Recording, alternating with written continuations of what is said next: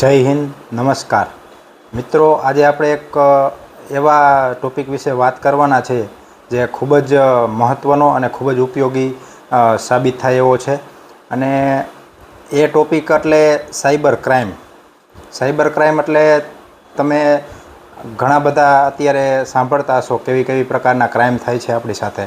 અને એમાં આપણે વાત કરીએ સાયબર ક્રાઇમ એટલે શું, તો સાયબર ક્રાઇમ એટલે જે તમારા ડિજિટલ પ્લેટફોર્મ મોબાઈલ છે, ઇન્ટરનેટ થકી જે ક્રાઇમ થાય છે તમારી સાથે, એ બધા સાયબર ક્રાઇમ કહી શકાય।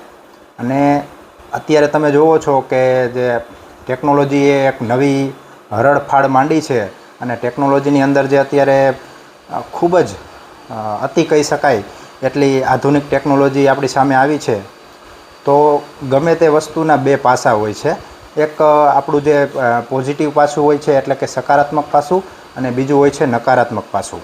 એટલે જેટલી ટેકનોલોજી આવશે તો તમે સાથે જેટલા સતર્ક પણ સામે થવું પડશે, કેમ કે જેટલી નવી ટેકનોલોજી, જેટલા એના નવા ફાયદા, એટલું જ સમય તમારે સતર્ક થઈને કામ કરવું પડશે। કેમ કે ડિજિટલાઇઝેશનમાં તમારી સાથે ક્રાઇમ થવાના પણ ઘણા બધા ચાન્સીસ છે। અને કે ડિજિટલ જે યુગ ચાલી રહ્યો છે તો એની સાથે કનેક્ટ રહેવું પણ જરૂરી છે। ડિજિટલ વર્ક આવ્યું તો ઘણું બધું આપણું કામ સરળ પણ બની ગયું છે। અને જે સરળ કામ થયું છે તો સામે સામે એટલી ને એટલી આપણે દુવિધાઓ પણ ઊભી થાય છે। તો એના માટે આપણે સતર્ક રહેવું પડશે। આ 100% વાત સાચી છે। હવે તમને વાત કરું કે આપણે અલગ અલગ ક્રાઇમ, કેવા પ્રકારના ક્રાઇમ આપણી સાથે થાય છે। તો આપણા મોબાઈલ થકી જે બેન્કિંગના જે ઓટીપી, ખોટા ઓટીપી આવે છે, બેંક ટ્રાન્સફર થ્રુ જે અમાઉન્ટ છે એમાં ઘાલમેલ થાય છે। ઇન્ટરનેટમાં આપણા જે પ્રોફાઇલ છે ફેસબુક ઉપર, ઇન્સ્ટાગ્રામ ઉપર જે હેક થઈ જાય છે, અને અલગ અલગ તમારા આઈડી હેક કરી અલગ અલગ નવા વાહિયાત વાતો અને વાહિયાત મેસેજો ફેલાવવામાં આવે છે। આમાં ઘણા બધા કિસ્સાઓ એવા બને છે। એમાંનો તમને હમણાં એક કિસ્સો હું જણાવું તો થોડાક સમય પહેલાં જ મારા મિત્ર સાથે જ એમની સાથે અભ્યાસ કરતો 10 વર્ષ જૂનો વિદ્યાર્થી હતો। એમને 10 વર્ષ પહેલાં વિદ્યાર્થી હતો એટલે કોન્ટેક્ટમાં હતા નહીં, ફક્ત કોન્ટેક એટલો કે એમના નંબર સેવ છે, એને ઓળખે છે, અને સામેવાળો વ્યક્તિ છે એ મારા મિત્રને ઓળખે છે।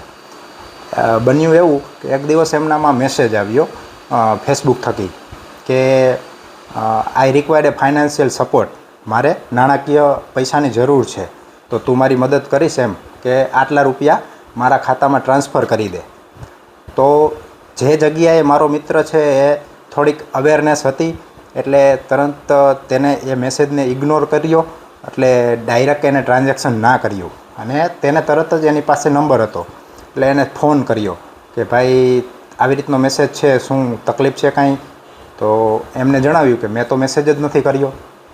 તો આનાથી એક તરત અવેરનેસ હતી એટલે તરત તે સાયબર ક્રાઇમના જે શિકાર બનવાના હતા એમાંથી એ બચી ગયા। પછી તરત જ આ વાત થઈ ગઈ એટલે એક પાકું થઈ ગયું કે એ વ્યક્તિ નથી। એટલે આ એક પ્રકારનો સાયબર ક્રાઇમ થયો। કોઈ એનું આઈડી રહ્યું હેક કરી નાખ્યું હતું, એટલે આવા મેસેજ આવ્યા। પછી SMS થ્રુ તમને અલગ અલગ પ્રકારની જે લિંકો આવે છે, ક્યારેક એ લિંક ઉપર તમે ટચ કરો એટલે બધું તમારું હેક થઈ જાય।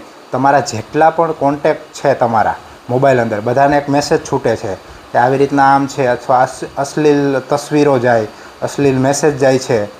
ઘણા બધા દુરુપયોગ થાય છે। અને જ્યારે તમે વાત કરો અને જો પૂછો કે ભાઈ તે આવું મોકલું, ત્યારે ખબર પડે કે ભાઈ એ વ્યક્તિએ તો મોકલું જ નથી। પછી ખબર પડે કે એનું આઈડી જ હેક થઈ ગયું છે। તો ઘણી બધી પ્રકારના જે સાયબર ક્રાઇમ થાય છે એનાથી અવશ્ય આપણે બચવું જોઈએ અને અવેરનેસ રાખવી જોઈએ।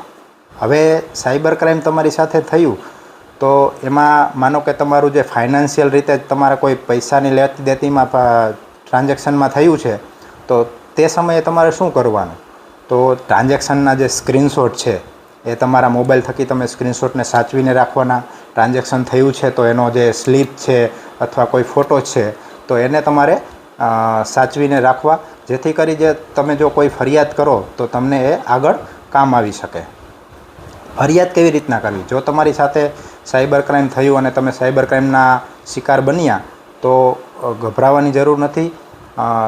તરત જ તમારે આ બધી માહિતી તમારી સાથે થયું છે એ એકઠી કરી રાખવી અને તરત તમે આપણા સરકારની જે ગવર્મેન્ટની જે વેબસાઇટ છે cybercrime.in વાળી, એમાં તમે પોર્ટલ ઉપર જઈને તમારી ગુનો નોંધી શકો છો અને તેમાં જે તમને પુરાવા માગે તે તમે એમાં રજૂ કરી શકો છો અને તમારી પૂરી ડિટેલ, નામ છે, સરનામું છે એ ભરીને કરી શકો છો. અને ગુજરાત સરકાર કે ભારત સરકાર પૂરતા પ્રયાસો કરે છે. એવું નથી સરકાર કાંઈ નથી કરતી. ક્રાઇમને અટકાવવા માટે ઘણા બધા પ્રયત્નો સરકાર કરી રહી છે. લોકજાગૃતિ અભિયાન કરે છે, નાટકો થકી બતાવે છે લોકોને કે આ રીતે તમારી સાથે ક્રાઇમ થશે તો આ રીતે બચી શકાય. ઘણી બધી રીતે સરકાર પોતાના પ્રયત્નો કરે જ છે. અને તમારે ખાસ એક સોશિયલ મીડિયાનો ઉપયોગ કરવો છે તો તમારું કામ ઘણું બધું ઇઝી બની જાય છે, સરળ બની જાય છે. સાથે ને સાથે તમારે આટલું ખાસ ધ્યાન રાખવું પડશે. સાયબર ક્રાઇમ એક ખૂબ જ અત્યારે કહી શકાય કે ખૂબ જ વધી ગયું છે, કેમ કે ડિજિટલાઇઝેશન જ એટલું વધી ગયું છે. તો એની સાથે સાયબર ક્રાઇમ જે ગુનેગાર છે એ તો ગુનો કરવા માટે તૈયાર છે અને એ તમારા વીક પોઈન્ટ જ ગોતતા હોય છે. એટલે ખાસ અત્યારે જો બાળકો પણ તમારા મોબાઈલ યુઝ કરતા હોય તો એમાં પણ ઘણી બધી લિંકો આવે છે. તો એ પણ તમારે જોવું પડે કે બાળકો ગમે ત્યારે ગમે તે લિંક ઉપર ટચ કરી દેશે તો ગમે ત્યારે તે ઓપન થઈ જશે અને તમે એનો શિકાર બનવા માટે તરત જ એમાં શિકાર બની જશો. અને બીજું એ પણ છે કે તમે સાયબર ક્રાઇમથી કેવી રીતે બચી શકો, તો એમાં પણ ખાસ ધ્યાન રાખવા જેવી ઘણી બાબતો છે. તો જે તમારા ફેસબુક અને ઇન્સ્ટાગ્રામના જે તમારા પેજ છે અથવા જે તમે સોશિયલ મીડિયા યુઝ કરો છો તેની ઉપર જે અલગ અલગ લિંકો આવે છે તેને ઓપન ના કરો. બીજા નંબરમાં જે તમને OTP મળે છે, કોઈ પણ ટ્રાન્ઝેક્શન કરો છો કે કોઈ પણ OTP કોઈ સાથે, અજાણ્યા વ્યક્તિ સાથે ક્યારે પણ શેર ના કરવી. અને તમે કોઈ પણ તમારા બેંકના ટ્રાન્ઝેક્શન છે કે કોઈ પણ હોય તો એના એક પાસવર્ડ છે એને મજબૂત બનાવો અને ટુ વેરિફિકેશનવાળા પાસવર્ડ હોય એ રીતના એને એક મજબૂત સેટ કરો જેથી તમે બચી શકો. અને બીજું, તમારી સાથે જો આવી સાયબર ક્રાઇમ થઈ ગયો છે તો તમે તમારા નજીકના પોલીસ સ્ટેશને જઈને તરત જ ફરિયાદ નોંધાવી દો અને 1930 નંબર જે આપણી હેલ્પલાઇન નંબર છે એના ઉપર કોલ કરી રજૂ કરી દો. અને અંતે વધુ કંઈ ન કહેતા, safety is not accident, it's your choice. Stay safe and stay secure. ધન્યવાદ.